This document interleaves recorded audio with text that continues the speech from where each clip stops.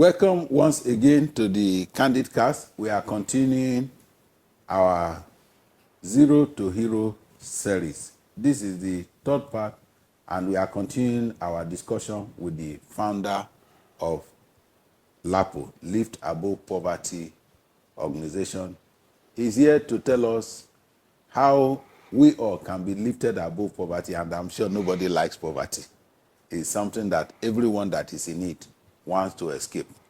And he has mentioned reading, he has mentioned determination, he has mentioned quest for knowledge. And today we are continuing in the series. You will still have more to draw from his wealth of experience and knowledge. Thank you for honoring us with your presence, Dr. Godwin. Thank you. We appreciate you. You're welcome. Okay. So the first thing I will ask is we are now going to talk about your second book, The 12 Commandments for Business Owners. You started that book with mentioning the personality types. Yeah. Is there a personality that is designed for success and another personality designed for failure, a personality designed for business, personality designed for salary? Yeah.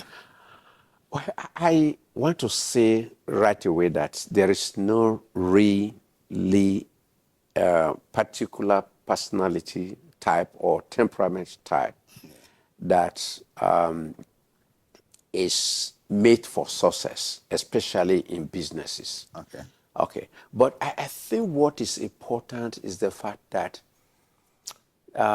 you come across people who are calm, who are very successful in their businesses, just as you also come across very outgoing people, also successful. But the difference, I think we need to emphasize this, is that yes, there are some personality type that will make success easier in a particular line of business. So if you therefore have what the temperament type, like the sanguine, outgoing, and all that, such a person will be fantastic and make a huge success in a business that has related to sales, marketing, communication, engagement with people. On the other hand, you see the other guy who is a bit withdrawn, who is very decisive, and all that, could also be very successful as a leader in other types of businesses. So the bottom line, therefore, is this. No one is essentially made to be successful in business. And put it the other way around, no one is also made not to be successful in business. So there are other factors that could come in. It could be the exposure. It could be experience from, your engagement. It could also be the opportunities that are valuable for you. Early orientation and all that could make one to decide not only to go into business, to be successful in that type of business. Thank you very much, sir. Then it means that for a person to be successful in whatever area, there is need to understand who you are, and that will help you to determine what in the area you need to play. Of course, it's very important, extremely important. The first counsel you have is, especially when you are making decisions on the type of business, is know yourself. Who are you? Okay. We are not in competition. Yeah. No. Thank you very much. And we need to really understand that, because life today is full of competition. My friend has bought iPhone. I have not bought. Or my friend is in that type of business, is succeeding, and I go. So it does not. So you need to look at how your temperament fits in. And of course, there are other factors beyond your personality type. For instance, you need to look at what you're learning, your training. Yeah. What is it? What is your experience? So those things obviously we can't when you are making a decision, because it is known that the first step to success in business is making the right choice of business. Thank you, sir. I've heard people say it's not everyone that can do business. Is there really somebody who cannot do business? Of course, no. No, there is no. I don't think there's anyone cannot. Like I said about the temperament, except when you think, if for instance, people made that comment when they look at their temperament, which is more like your second nature. You know, you say, well, naturally, I cannot do business. What you're actually saying is that by the type of my temperament, I don't think I fit. But the point I'm making here is this. Whatever temperament you have, there are businesses that will align with that for success. So I don't think that there are certain people that were born with business DNA. Thank you very much. This is instructive. Any person can do business. You just need to put your experience into practice, train, and have knowledge on what line of business you want to do. So you also emphasize on the need to gain experience in what you want to do. Yeah. So a lot of people, when they are talking about business, first thing they talk of is capital. So once I have money, then I can do business. Yeah. I am not doing business because I don't have capital. Are they related? Is it anybody that has capital that can just jump into business? Where is the place of learning and experience? At times when I come across young people, and I have many of them talking about it, when you have conversation with them, the first thing they will tell you is that the only barrier for them is money. And that is not true in reality. It's not true. And so when you therefore also think about do people need to have some experience in what they want to? I think the greatest disservice that we are, to these younger people, especially when graduate students, is for people to mount the rostrum and start telling them that as you are graduating, do not be job seeker, be a job creator, and so, but whereas the truth, and I think you take this from me, is that any jump from school to set up business, just from classroom to set up business, is almost 99% that you will fail. Okay. Yeah. So you therefore, how do I get about?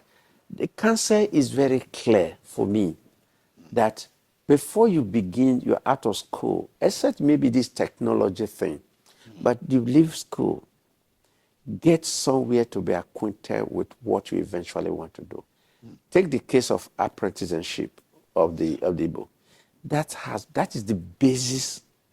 People, whatever other factor, the core factor for the ethnic, the Igbo ethnic group success in business is that opportunity to have 1, 2, 3 years of learning.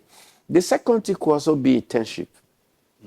Those days it was not. It's not by just coincidence or whatever that there used to be that, okay, in most professionals, doctors, lawyers, that there was also a period for you to have internship.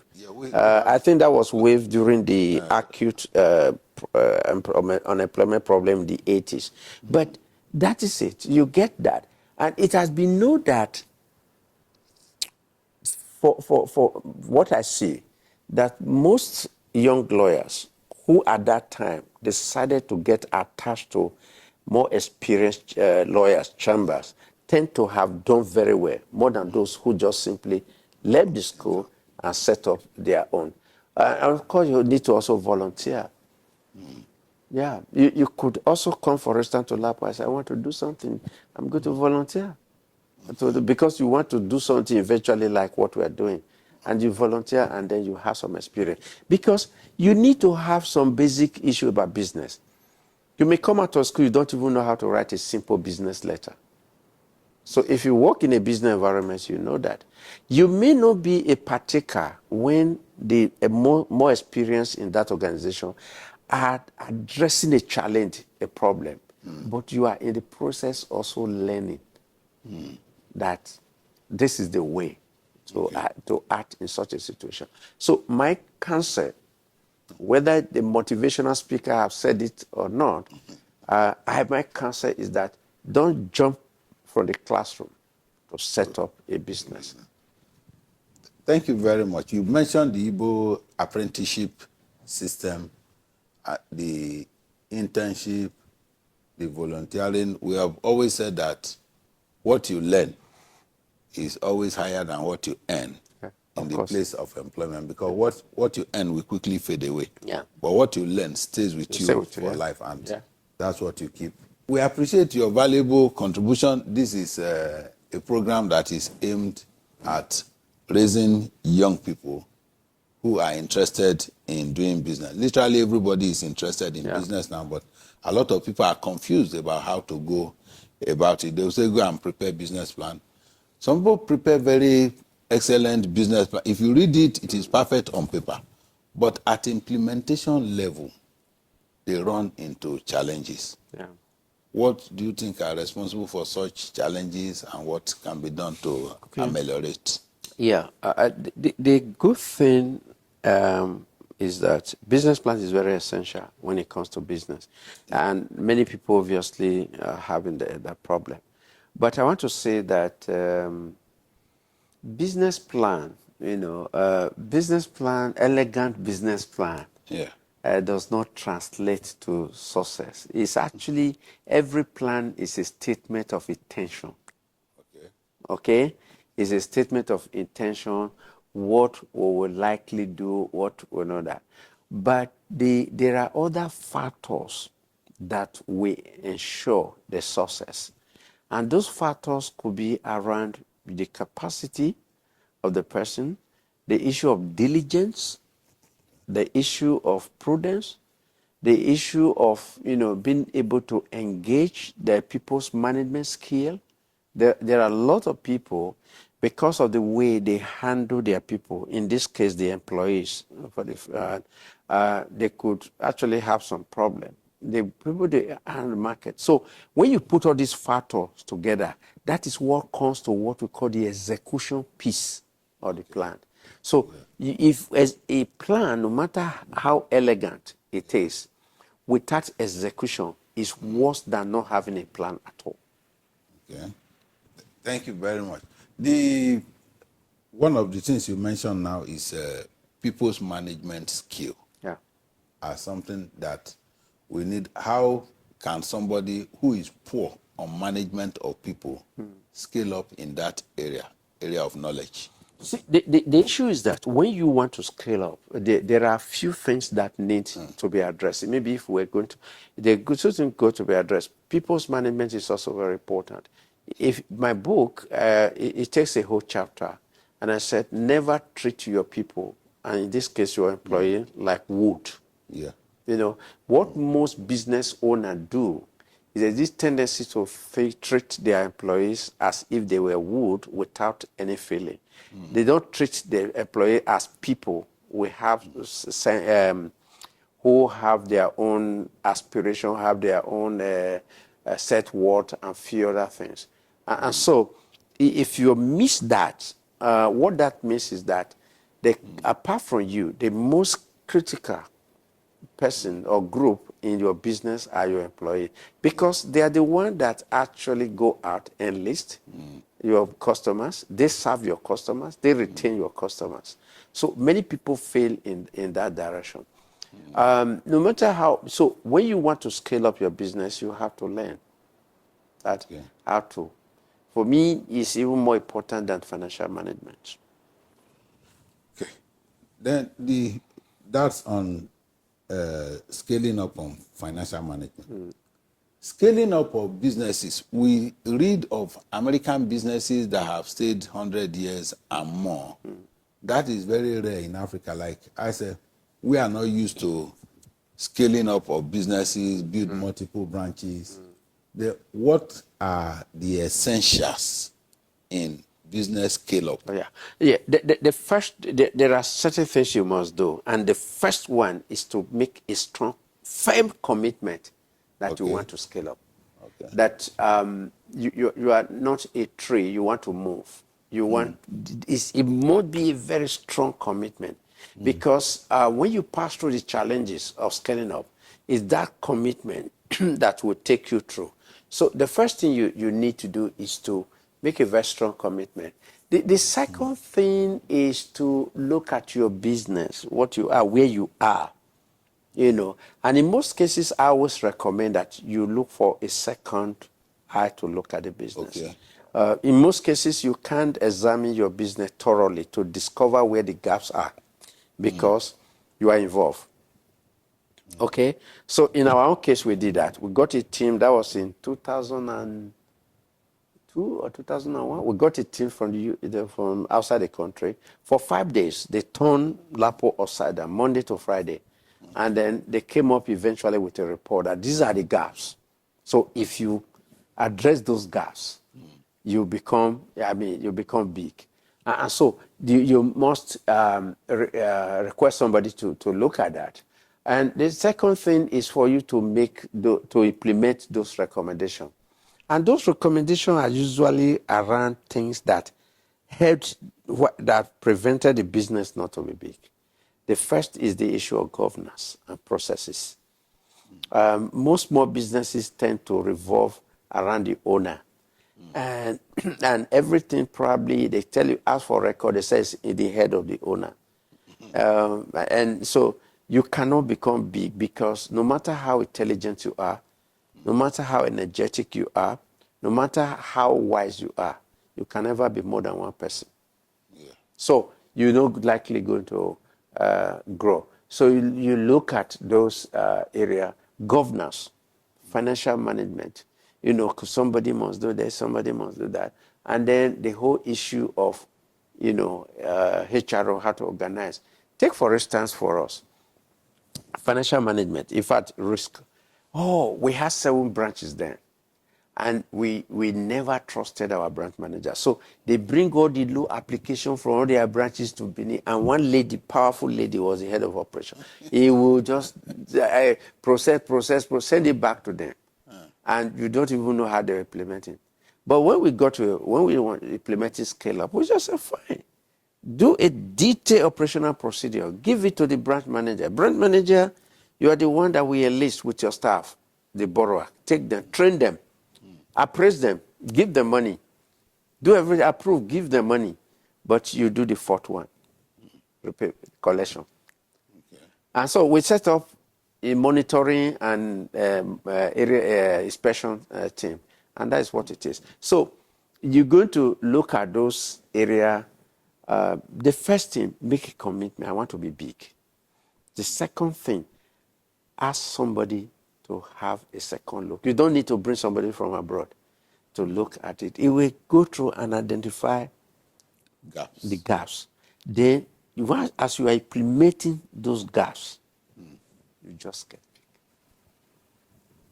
Thank you very much. This is another explosive inspiration that I've seen, and I know it will be beneficial to a lot of people. Everybody wants to be big. Nobody wants to die small.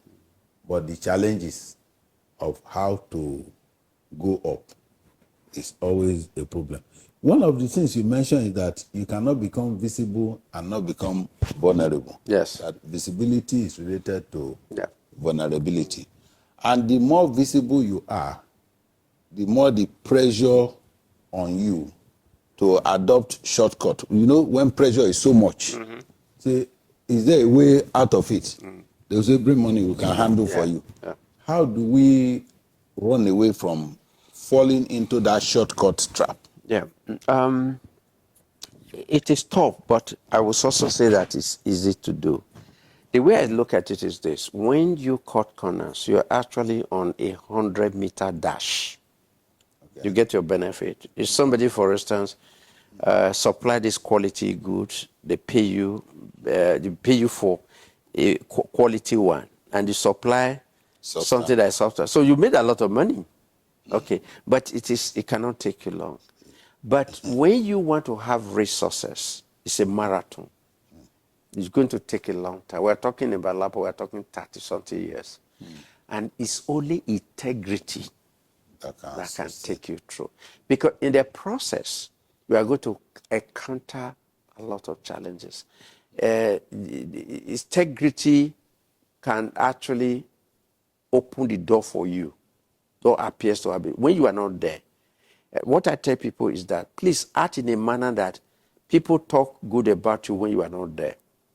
And because if you come to me and say, you are Mr. Gede, you are good, you are a good person and all that, I will believe you to maybe 50%. But if somebody else talk to me that you are good, I will believe the person 100%. So, and of course, integrity can defend you.